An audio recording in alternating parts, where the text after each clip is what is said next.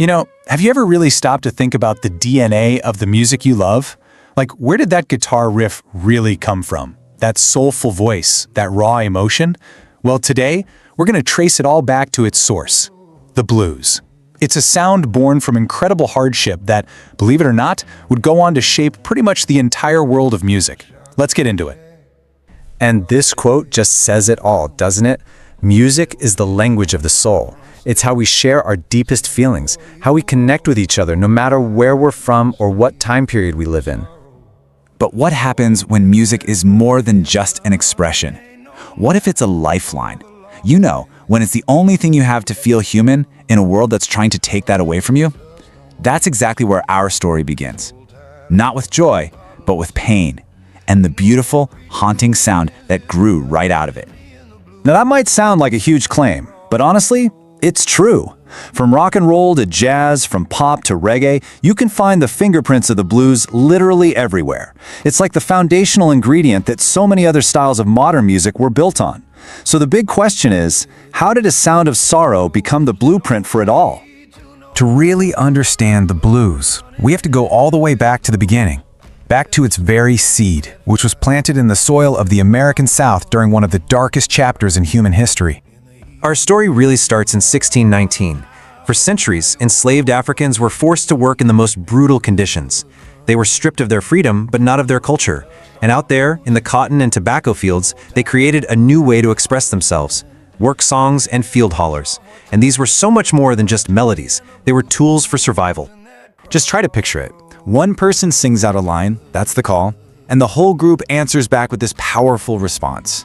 This call and response thing wasn't just about making the time go faster. It was a vital way to communicate. It helped coordinate their work, and it even became a kind of secret language to share messages of hope or even escape right under the noses of their captors. And this music was anything but abstract.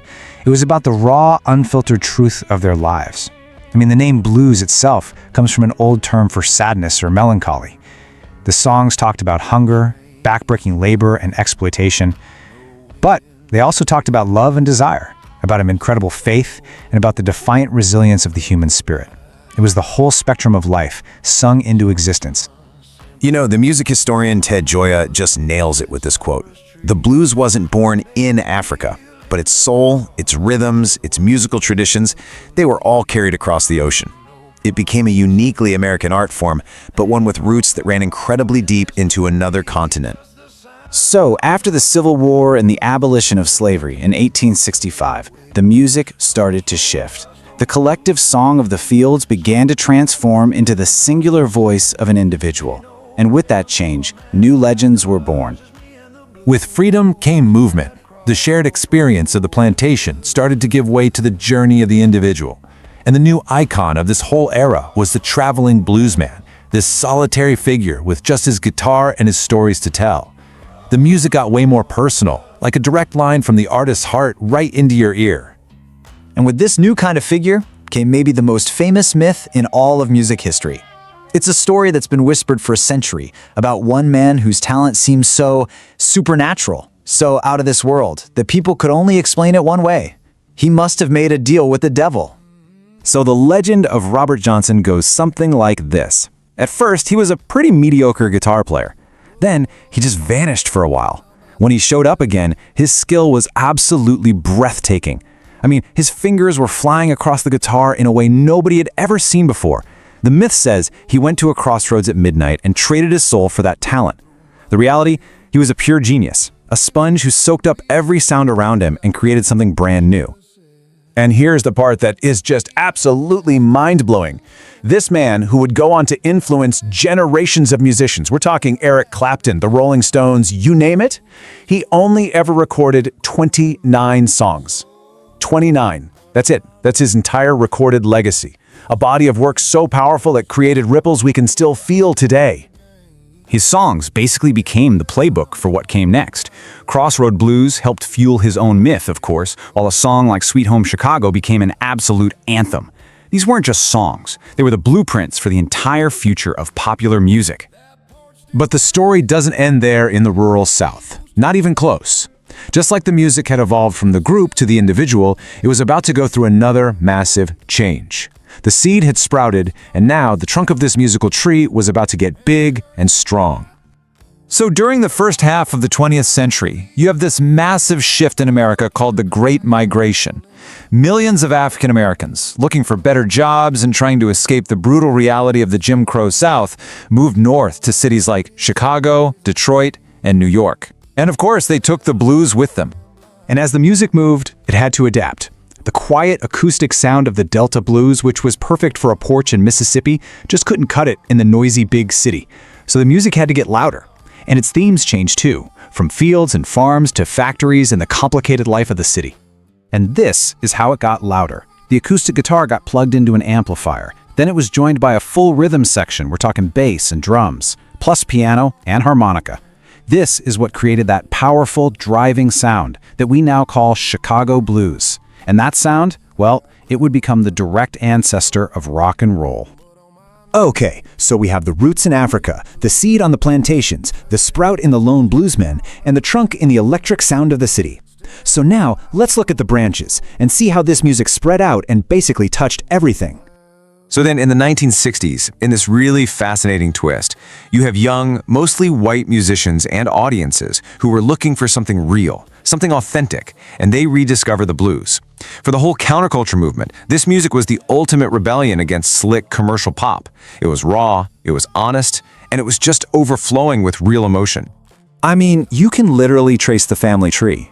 The blues gives birth to rhythm and blues, or R&B, which just cranked up the tempo and the energy. From there, it's a really short jump to rock and roll. And at the same time, if you took the blues and blended it with the fire of gospel music, boom, you got soul. It is all connected. The sheer scope of its influence is just staggering.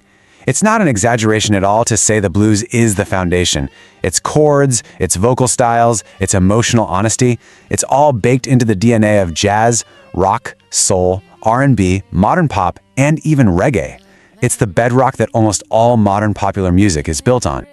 So here's the thought I want to leave you with. Think about your favorite song, the music you listen to every single day, the beat, the melody, the way it makes you feel. Now try to imagine what that song would sound like without the blues as its foundation. It's almost impossible, right? It just goes to show how a sound born from so much suffering became a universal language of human experience that still speaks to every single one of us today.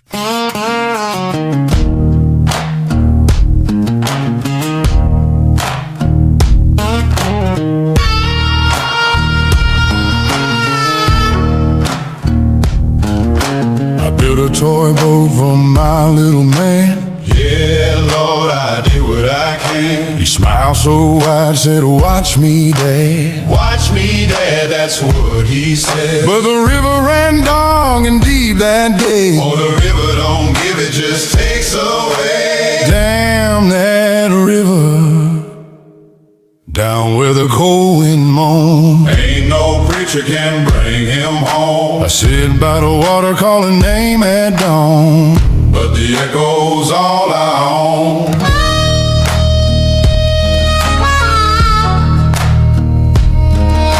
His shoes still wait by the old porch rail. Yeah, them little shoes tell a tale. Mama don't speak, her eyes gon' dry. Too many tears done said goodbye. The church bell tolled, but it never did end. It's a road that just won't bend. Damn that river, down where the cold winds moan. Ain't no preacher can bring him home. I sit by the water calling name at dawn, but the echo's all I own. Some nights I swear I hear his tune, humming low beneath the moon. A ghost with a smile, a hand so small, playing my guitar against the wall. Damn that river, took my joy, took my song. Now river, ain't no light where the dark runs strong. I play this blues cause it's all I got, and that river keeps rolling, but my boy do not.